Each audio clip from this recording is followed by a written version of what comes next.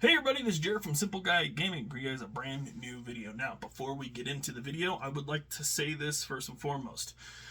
If you do not have the knowledge, or at least the practice, or at least the self-confidence of cleaning your own console, please take it to a licensed professional.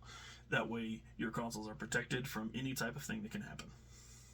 Alright, with that being said, if you are wanting to get into your own cleanings, this isn't a breakdown of any type of console. This is going to be me showing you the basic tools that I recommend, but also some that you are going to need. We'll do the ones that you are going to need at the first and foremost. So, first and foremost, what you're going to need is an electronics repair kit. You don't need super fancy ones like iFixit or anything unless you're doing more heavy-duty consoles. I mean, you can buy the iFixits because they are excellent branded, but if you're just looking to start out, go ahead and just get a simple one that you can buy from Walmart or Home Depot. I bought Hyper Tough from Walmart. It's done me great so far. Past that, what I do think you definitely need is a flashlight, something that you can look into the smaller parts of the console, like the power box and other things, and plus it helps really see, keeps what you can see in an area if it's not too brightly lit. Alright, past that, this is going to be the stuff that I don't know how many other people will recommend that you use, but this is stuff that I will recommend using because I use it every day in my cleanings. So, first and foremost, you're going to need something to actually clean the console. This is alcohol prep pads. These are for the long drawn cleanings, the ones where you're doing the covers of the consoles. Something that if it's real dusty, I recommend using these.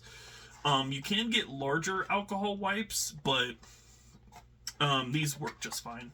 Now, when you're doing more finer cleanings, like if you're trying to clean the CPU of your console or computer, or trying to clean the fans, stuff like that, what I recommend doing, getting a thing of Q-tips and just some regular alcohol.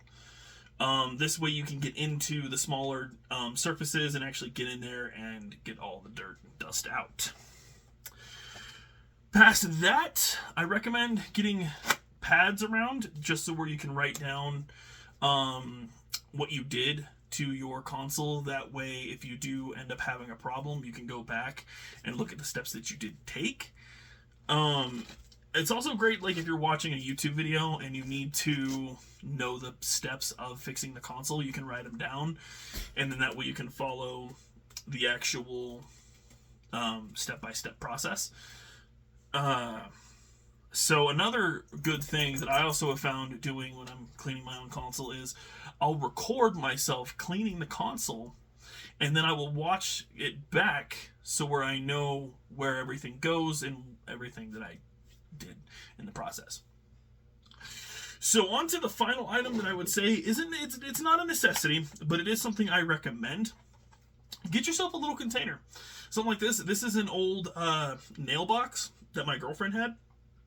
And this is actually excellent for organizing, keeping the screws separate. Like you can put the smaller screws here in the bottom, just so where you know these are the ones that need, they're the smaller heads, and then you can put the larger ones up here. I do have one around here, but I also have a magnetic tray holder.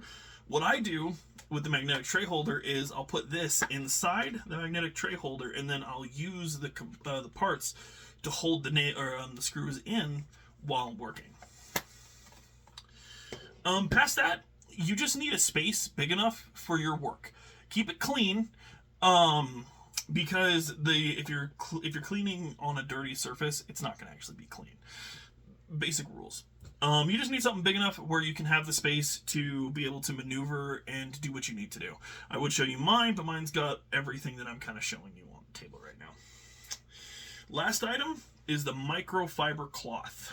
I recommend having, I've got a gigantic one here, but the microfiber cloth is excellent for making sure you're not going to scratch what you're cleaning.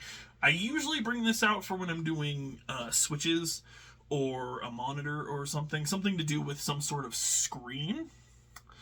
That way I don't scratch it up. Other than that, the only other thing I have on here, this is more for LCD screen repair, specifically Switch, phones, tablets, stuff like that. These are the clamps that press the screen in and hold it into place, so where once everything dries, you can take the clamps off and everything's held together once the glue holds. Alright everybody, I hope you enjoyed that video. If you guys have any other questions, put them down in the comments. I'll gladly answer them.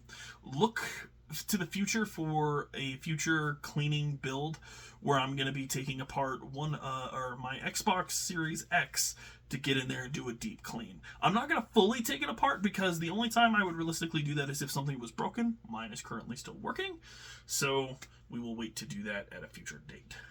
Thank you. Have a good one. Don't forget to pip-pip-to-doodly-doo.